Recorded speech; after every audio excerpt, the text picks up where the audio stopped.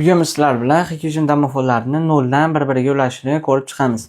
Birinchi bo'lib monitorimizdan o'zlaringga kerakli tilni tanlab olib Next'ga bosamiz va bu yerga parol yozamiz domofonimizga va pastiga ham xuddi shu parolni yozamiz. Va yozib bo'lganimizdan keyin Activate'ga bosamiz va bu yerda IP'larni to'g'irlab olamiz. Bizga hozircha IP'lar shart emas, shu IP'lar qolaveradi va sizlar dushiga bosamiz. Bu yerda qo'shimcha monitor qo'shib turgan bo'lsalaring, внутренний stransani внутренний blok разрешение qilib ketasizlar, разрешение qilib ketasizlar va bu yerda soatini to'g'irlab olamiz. Islomobod, Karachi, Toshkent va sizlar dushiga bosamiz.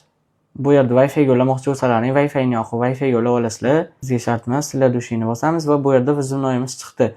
Vizimnoyimiz ko'rib turgan bo'lsalaring, Face'ga ochiladi va karta, jeton ham o'qiydi va petisiya qo'yib, sizlar dushiga bosamiz. Bu yerda ham sizlar dushiga bosamiz va zavershitga bosamiz. Hozir endi bir-biriga ulanmoqda. Va mana ulanib bo'ldi. Endi zapuskga bosamiz va bir-birini ko'ryapti. Qo'ng'iroq bosib ko'ramiz. Mana viza bo'lyapti. Endi esa